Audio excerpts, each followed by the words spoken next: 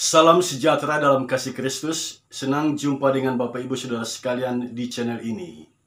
Saat ini kita mau belajar bersama dari kitab Yesaya pasal 9 ayat 1 sampai ayat yang ke-6. Sebelum kita membaca bagian Alkitab ini, mari kita berdoa. Ya Tuhan, Allah sumber hikmat, saat ini kami mau belajar dari kitab Yesaya pasal 9 ayat 1 sampai ayat yang ke-6. Tuntun kami semua dengan kuasa Roh-Mu yang kudus. Di dalam nama Tuhan Yesus kami berdoa. Amin.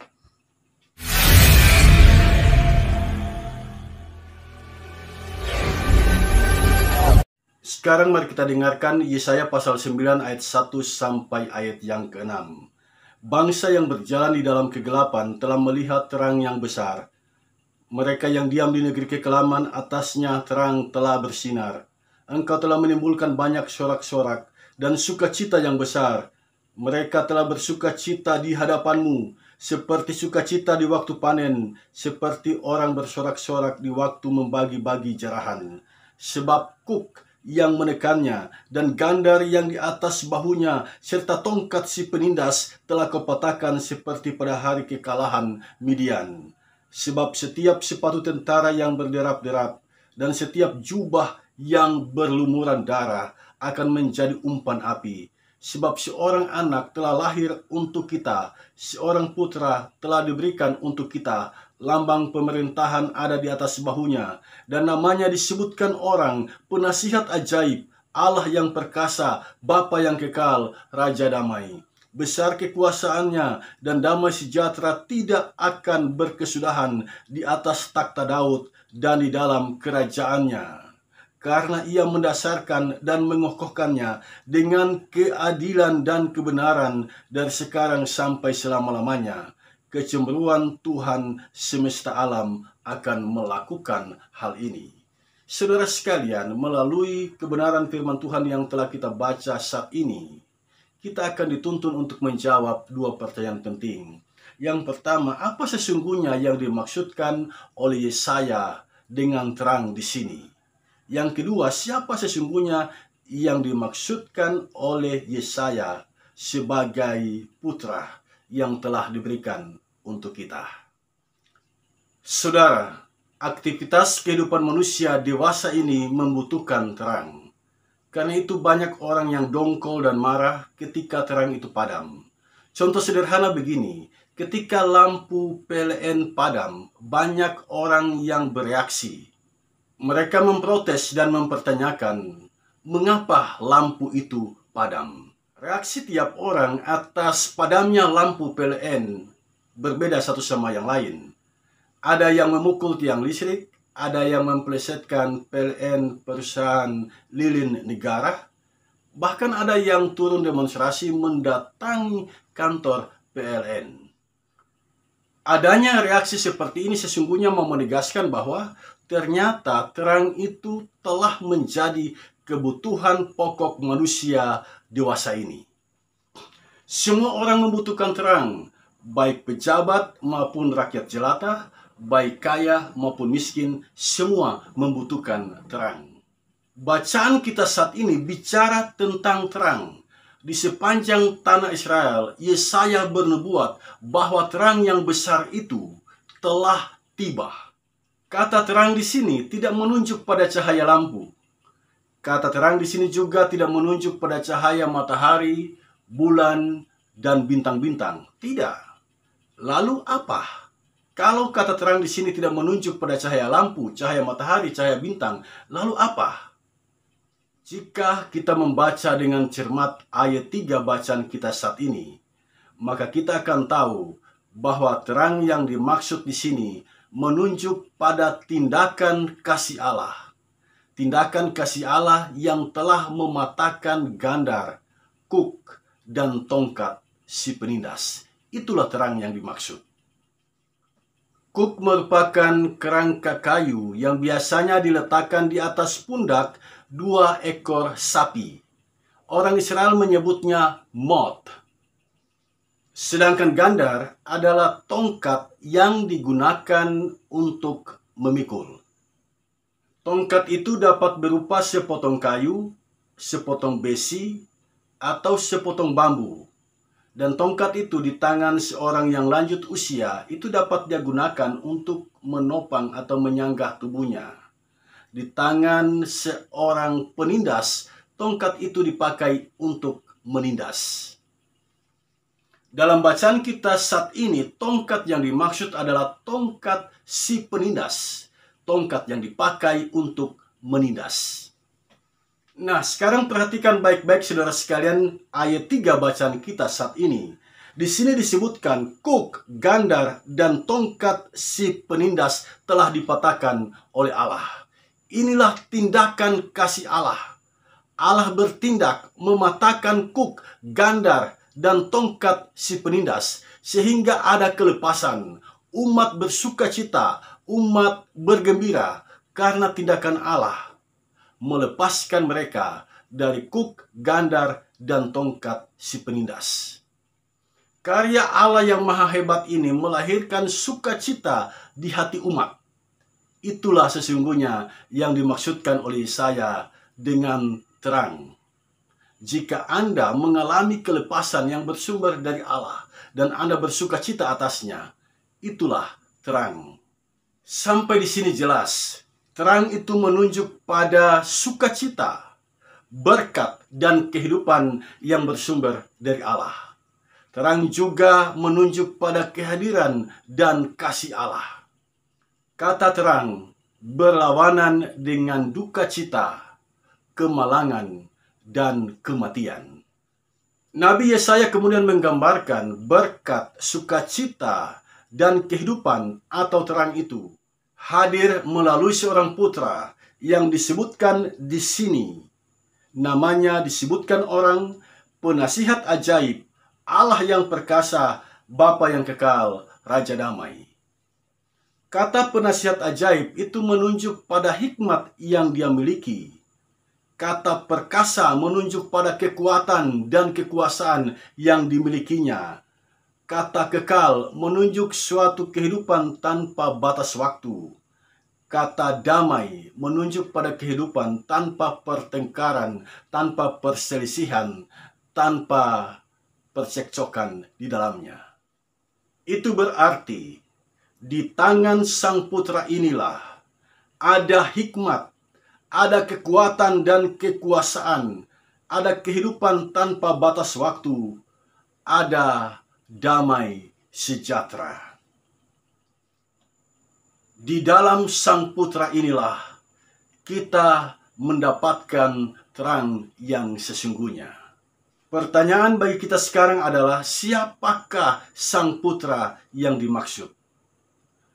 Harapan akan hadirnya Sang Putra sebagai pembawa terang, pembawa sukacita, pembawa berkat, pembawa kelepasan bagi umat yang saat itu sedang tertawan di tanah Babel. Begitu kuat berdiam, bersarang di hati umat. Mereka merindukan kehidupan yang sungguh-sungguh merdeka, bebas dari penjajahan kerajaan Babilonia. Kerinduan yang semacam ini bukan hanya dimiliki oleh umat Israel yang sedang berada di tanah Babilonia. Kerinduan yang semacam ini sesungguhnya ada juga dalam diri kita di abad ini. Kita butuh beban hidup kita lepas. Kita butuh kedamaian. Kita butuh sukacita di dalam menjalani kehidupan ini. Saat relasi dengan sesama retak, kalah beda pendapat dan perselisihan semakin tajam, kita membutuhkan damai sejahtera. Dalam konteks yang semacam ini, kita harus baku dengar dan tidak hanya ingin didengar. Sebab jika semua orang hanya ingin didengar dan tidak punya keikhlasan hati untuk mendengar, maka kedamaian yang diharapkan itu tidak mungkin menjadi kenyataan. Dalam cerita legendaris bangsa Cina berjudul Samkok, ada kisah tentang Cao Cao, seorang Perdana Menteri yang berhasil melarikan diri dari penjara atas bantuan sahabatnya yang bernama Chen Gong. Dalam pelarian itu, Cao Cao bersembunyi di rumah pamannya yang bernama Lu Bose. Pada suatu malam, pamannya keluar rumah. Cao Cao curiga dan diam-diam dia mengikuti kemana pamannya itu pergi. Hingga pada suatu tempat, pamannya memasuki sebuah rumah. Cao Cao memasang kuping dan mendengar apa percakapan yang terjadi di dalam rumah itu. Cao Cao mendengar ada suara setengah berbisik berkata seperti ini, "Kita ikat saja dulu, baru kemudian dibunuh." Cao Cao kaget mendengar kalimat itu. Ia segera menyimpulkan pamannya berniat jahat dan hendak membunuhnya. Cao Cao marah besar dan segera menghunus pedangnya. Walaupun Chen Gong mencegahnya dan memintanya untuk menyelidiki terlebih dahulu, Cao Cao tetap pada keputusannya. Dalam sekejap, pamannya dan semua keluarganya mati dibantai oleh Cao Cao. Menurut Anda, apakah tindakan Cao Cao ini sudah tepat? Belakangan Cao Cao baru tahu, ternyata ia telah bertindak salah. Kalimat "kita ikat dulu, baru kemudian kita bunuh" bukanlah dialamatkan bagi dirinya. Kalimat itu merupakan usulan dari salah seorang keluarganya agar segera membantai babi sebagai hidangan bagi Cao Cao yang baru keluar dari penjara. Tapi apa mau dikata, nasi telah menjadi bubur. Penyesalan kemudian tidak ada gunanya. Cao Cao telah terlanjur membunuh. Saudaraku, kisah Cao Cao ini memberi pelajaran berharga bagi kita, para pemimpin. Jika Anda adalah pemimpin, jangan menjadi Cao Cao atau berlaku seperti Cao Cao. Tipis telinga, gampang hanyut dan percaya pada cerita orang. Gampang terprovokasi, sehingga mudahnya melakukan mutasi. Berhati-hatilah, wahai para pemimpin, sebab di sekelilingmu jumlah penjilat lebih besar daripada sahabat yang memukul dengan maksud baik.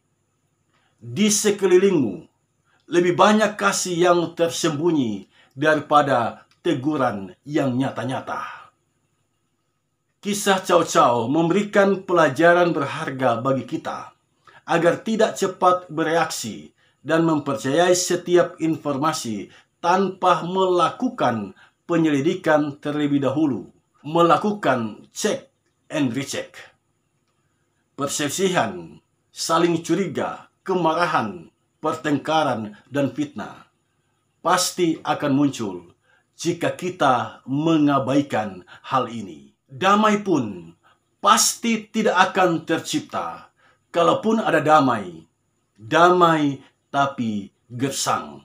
Saya sangat terkesan dengan tulisan mutiara dari seorang penulis bernama Ok Mandino. Dia menulis seperti ini. Di atas segalanya, peliharalah kasih yang Anda peroleh. Kasih itu akan bertahan lama setelah emas dan kesehatan Anda lenyap.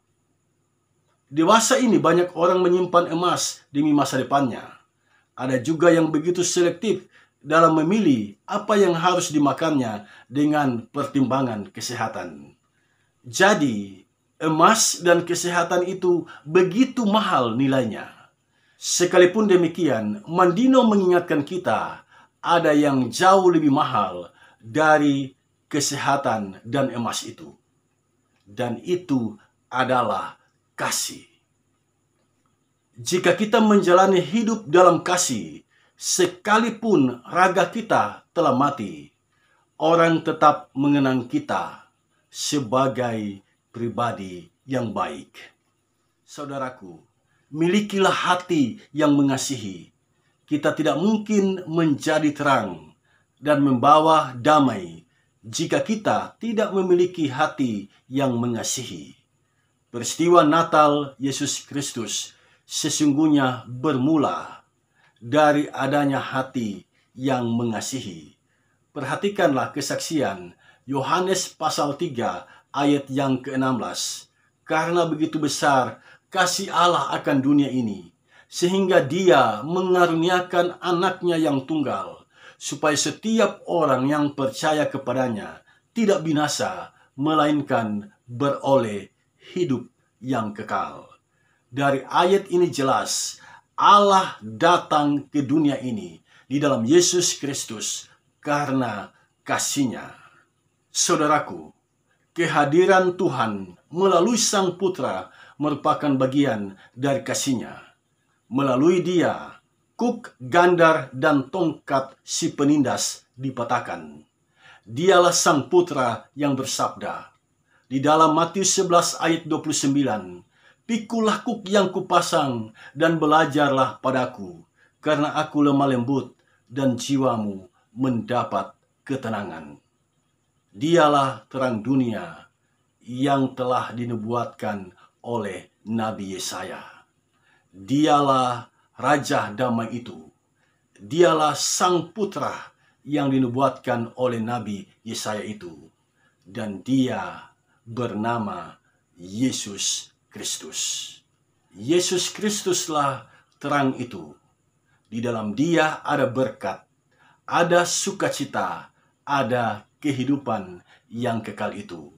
Berbahagialah setiap orang yang menyerahkan hidupnya kepada Sang Terang itu dan mentaatinya sampai akhir hidupnya.